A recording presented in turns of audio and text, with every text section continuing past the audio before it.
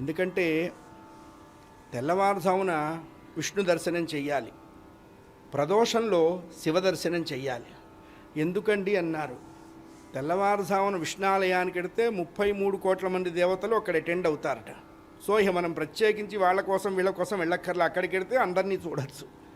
ఒకవేళ అక్కడ మిస్ అయిందనుకోండి, శివాలయానికి వెళ్ళండి, సాయంత్రానికి అందరు అక్కడ గ్యాదర్ అవుతారు. సో అక్కడ కూడా చూడవచ్చు. అందుకనే ప్రభాతం విష్ణు దర్శనం, ప్రదోషం శివ దర్శనం అని చెప్పారు.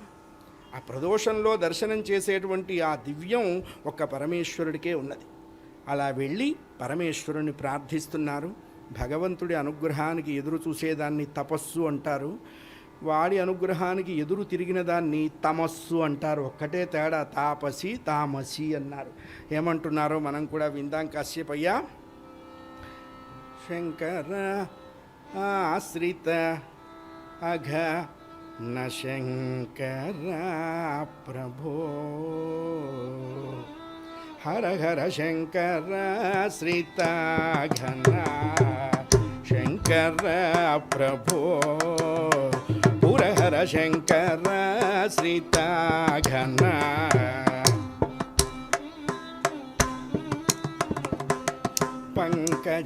పంకజాసనాది సూర వశంకర ప్రభో, శంకర శ్రీత ఘన.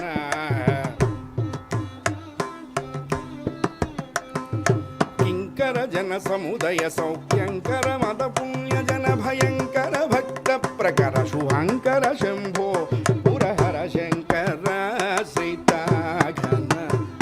కింకర జన సముదయ సౌఖ్యంకర మద పుణ్య జన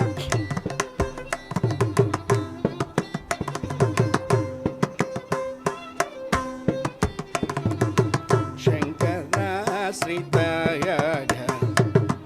శారద చంద్రికా విమల చారు శరీర సమస్త జీవనాధార భుజంగగార. ఇందుకే హరికథ కష్టం. ఎక్కడ శంకరాభరణం, ఎక్కడ తోడి. ఊరికే కాస్త ఎక్కువ మాట్లాడితే హరికథ చెప్పమాకు అంటే కష్టం. శారద చంద్రిక, పైగా శృతితో పాడటమా శృతిలో పాడటమా అని అడిగారు. నేను శృతిలోనే పాడతానండి, శృతితో పాడనని చెప్పా. శారద చంద్రికా విమల చారు శరీర సమస్త జీవనాధార భుజంగగార, వినతత్రిది వంచితవార వేద సంచార తమో విదూర.